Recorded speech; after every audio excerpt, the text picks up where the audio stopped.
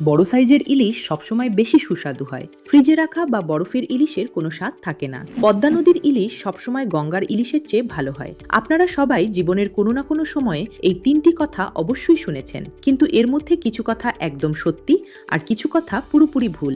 আজকের এই ভিডিওতে আমরা ইলিশের পেছনের এই প্রচলিত ধারণাগুলোর আসল সত্য আপনাদের সামনে তুলে ধরব এবং ইলিশের সবকটি দিক নিয়ে আলোচনা করব।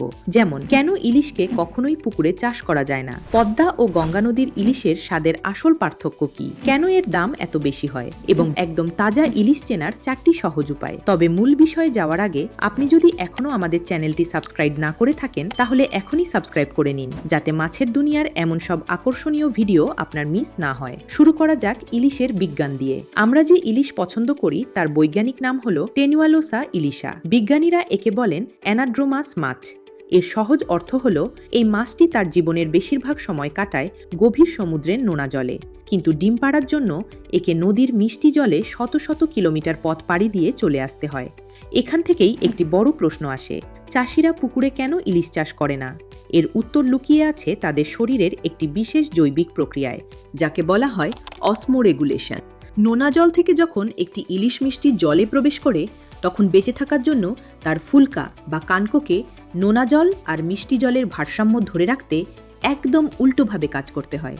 আর এই অভ্যন্তরীণ পরিবর্তনের প্রক্রিয়া সফল করতে মাছটির প্রয়োজন নদীর তীব্র ও দ্রুতগতির স্রোতের বিপরীতে অবিরাম সাঁতার কাটা। এখন এই বুনো ইলিশকে যদি আপনি কোনো পুকুরের শান্ত স্থির জলে ছেড়ে দেন, তাহলে মাছটি চারপাশের পরিবেশ বুঝতে না পেরে সম্পূর্ণ দিশেহারা হয়ে যায় এবং বারবার পুকুর বা কৃত্রিম ট্যাঙ্কের দেয়ালে গিয়ে ধাক্কা খায়। এতে তার শরীরের আঁশ উঠে যায় এবং ইনফেকশন হয়ে মাছটি মারা যায়। এবার আসা যাক সেই চিরন্তন বিতর্কে, পদ্মার ইলিশ বনাম গঙ্গার ইলিশ। পদ্মা নদীর স্রোত অত্যন্ত তীব্র। বর্ষাকালে এই তীব্র স্রোতের বিপরীতে উজান বেয়ে ওপরে ওঠার জন্য ইলিশকে প্রচুর শারীরিক শক্তি খাটাতে হয়। এই কঠিন যাত্রায় টিকে থাকার জন্য মাছটি নদীর বিশেষ বুনো প্ল্যাঙ্কটন ও শ্যাওলা প্রচুর পরিমাণে খায়। মাছের শরীর এই পুষ্টিকর খাবারকে একটি ঘন তৈলাক্ত চর্বির স্তরে রূপান্তর করে, যা ওমেগা-3 ফ্যাটি অ্যাসিডে ভরপুর থাকে। এই অতিরিক্ত তেলের কারণেই পদ্মার ইলিশ রান্নার পর এত নরম ও তুলতুলে হয় এবং তার থেকে সেই বিখ্যাত সুবাস বের হয়। অন্যদিকে গঙ্গা বা হুগলি নদীর স্রোত পদ্মার মতো অতটা তীব্র নয়, তাই তার শরীরে পদ্মার ইলিশের মতো এত বিশাল পরিমাণে চর্বি জমা পড়ে না। তাই পদ্মার ইলিশ স্বাদে কিছুটা এগিয়ে থাকে। আপনারা যারা বাজারে যান তারা ভালো করেই জানেন যে একটি ভালো সাইজের ইলিশ কিনতে পকেট থেকে বেশ মোটা টাকা খসাতে হয়। এর দাম এত বেশি হওয়ার প্রথম কারণ হলো যোগান। যেহেতু ইলিশের চাষ সম্ভব নয়, তাই আমরা পুরোপুরি প্রকৃতির ওপর নির্ভরশীল। যদি কোনো বছর বর্ষা দেরিতে আসে বা নদীর গভীরতা কমে যায়, তবে বাজারে ইলিশের যোগান এক ধাক্কায় কমে যায়। তার উপর ডিম পাড়ার মরশুমে সরকারি নিষেধাজ্ঞার কারণে মাছ ধরার সময়ও সীমিত থাকে। দ্বিতীয় কারণ হলো এর বিশাল আন্তর্জাতিক চাহিদা। বাংলাদেশ ও ভারত দুই দেশের মানুষ এই সীমিত পরিমাণ নদীর ইলিশের জন্য অধীর আগ্রহে অপেক্ষা করে, যার ফলে স্বাভাবিকভাবেই বাজারে এর দাম অনেক বেড়ে যায়।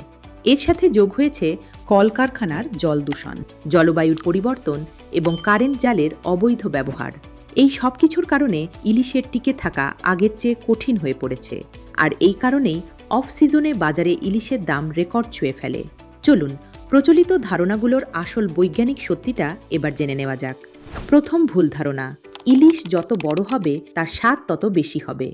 খুব ছোট জাটকা ইলিশের যেমন কোনো স্বাদ থাকে না, ঠিক তেমনি অতিরিক্ত বড় ইলিশের আঁশ বেশ শক্ত ও খসখসে হয়। মৎস্যবিজ্ঞানী এবং শেফদের মতে সবচেয়ে সেরা স্বাদ হয় 700 গ্রাম থেকে 1 কেজি 200 গ্রাম ওজনের ইলিশে। দ্বিতীয় ভুল ধারণা, ফ্রিজে রাখা বা বরফের ইলিশের কোনো স্বাদ থাকে না। ইলিশ ফ্রিজে রাখলে স্বাদ কমে না। স্বাদ কমে যদি তাপমাত্রা ঠিকঠাক না রাখা হয়। নদী থেকে ধরার ঠিক পরপরই যদি ইলিশকে একদম মাইনাস তাপমাত্রায় ফ্ল্যাশ ফ্রিজ করা হয়, তবে তার স্বাদ বছরের পর বছর অক্ষুণ্ণ থাকে। পরের বার আপনি বাজারে গিয়ে এই 4টি সহজ জিনিস পরীক্ষা করে নিজেই একদম তাজা নদীর ইলিশ চিনে নিন। প্রথমত, তাজা ইলিশের চোখ হবে একদম পরিষ্কার, স্বচ্ছ এবং উজ্জ্বল। চোখ যদি ঘোলাটে, ভেতরের দিকে বসা বা লালচে হয়, তবে বুঝবেন মাছটি বাসি। দ্বিতীয়ত, ভেতরের ফুলকা হতে হবে একদম টকটকে গাঢ় লাল রঙের। যদি ফুলকা ফ্যাকাশে গোলাপি, কালচে বা ধূসর রঙের হয়ে যায় তবে বুঝবেন মাছটি অনেক দিন ধরে বরফে পড়ে আছে। তৃতীয়ত, মাছটিকে মাঝখান থেকে আঙুল দিয়ে অনুভূমিকভাবে ধরুন। তাজা ইলিশ একদম তক্তার মতো সোজা ও শক্ত থাকবে। যদি মাথা বা লেজের অংশ ঝুলে পড়ে তবে বুঝবেন মাছের মাংস নরম হতে শুরু করেছে। চতুর্থত, তাজা ইলিশের শরীর হবে রূপোলি চকচকে এবং তাতে একটা হালকা সোনালি আভা থাকবে, আর পেটটা হবে চওড়া ও গোল।